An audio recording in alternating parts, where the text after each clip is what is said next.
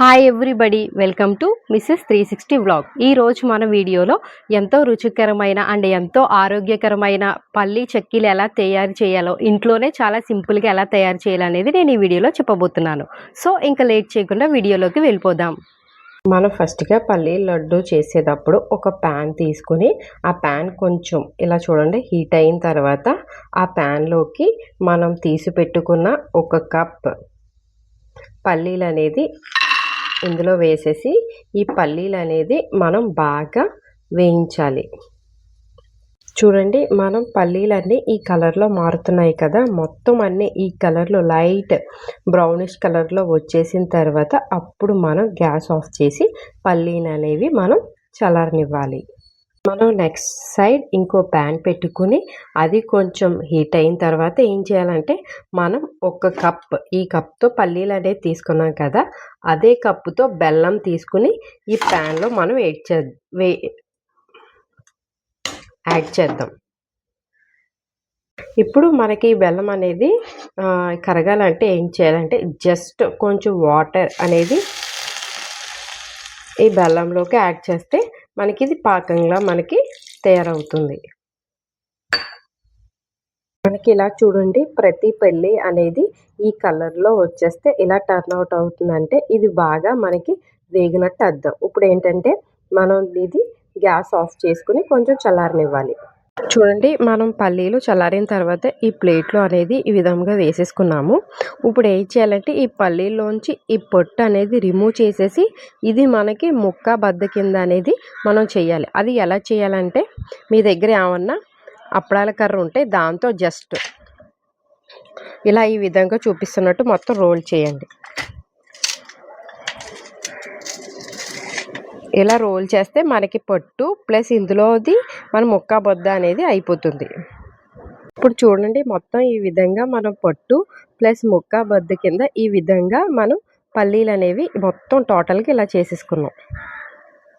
మనకి బెల్లం పాకం ఇలా అవుతున్నప్పుడు దీన్ని ఇంకా మరింత టేస్ట్ పెంచడానికి అండ్ మనకి గుల్లగా రావడానికి ఏం చేయాలంటే కొంచెం ఒక స్పూన్ గీ అనేది దీనికి యాడ్ చేయాలి.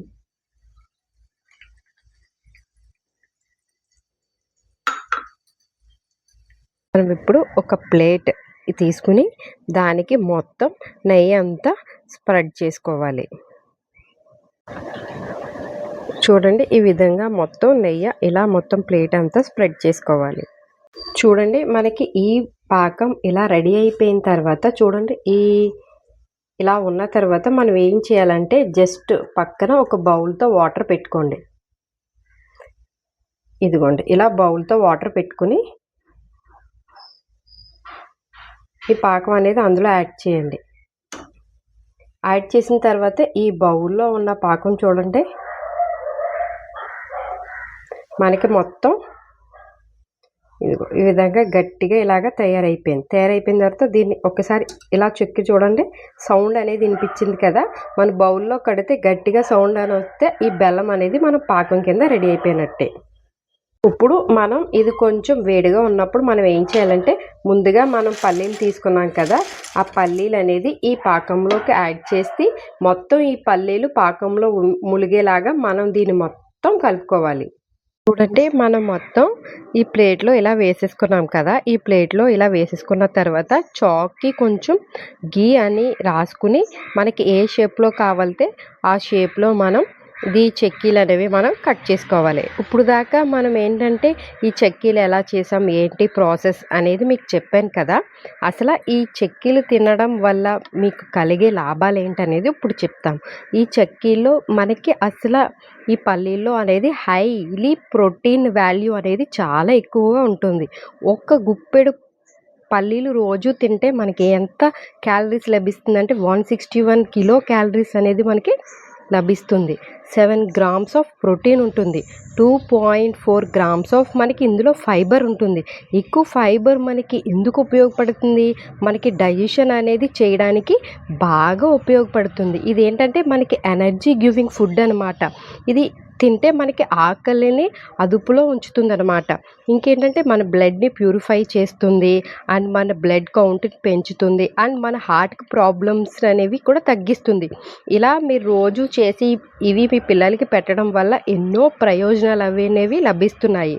కాబట్టి ఇలా మీరు రోజు ఈ చెక్కీలు చేసుకోవాలని నేను అనుకుంటున్నాను. చూసారు కదండి, మొత్తం ఇలా అయిపోయిన తర్వాత మనం షేప్స్ అనేవి చూడండి నాట్ ఎలా పెట్టామో. అవి పెట్టకముందు మీరు ఏం చేయాలంటే మనకి ఇదంతా సాఫ్ట్గా అండ్ మనకు చూడండి పల్సగా ఎలా వస్తాయో చెక్కీలు అలా రావడానికి ఫస్ట్ మీరు ఏం చేయాలంటే ఈ అప్పడాల కర్రకి మొత్తం గీ అనేది రాసుకుని జస్ట్ దీని మీద ఇలా మొత్తం ప్లేట్ మీద మొత్తం ఇలా రోల్ చేయండి. ఇలా రోల్ చేస్తే నెయ్యి రాసుకోవడం వల్ల మీకు ఈ పాకం అనేది చూడండి అప్పటికర్లకి ఎక్కడ అంటుకుంటలేదు. తర్వాత ఇలా రోల్ చేసేసిన తర్వాత మనకి ఏ పీసెస్తో కావాలో ఆ పీసెస్తో మీరు కట్ చేసుకోవాలి.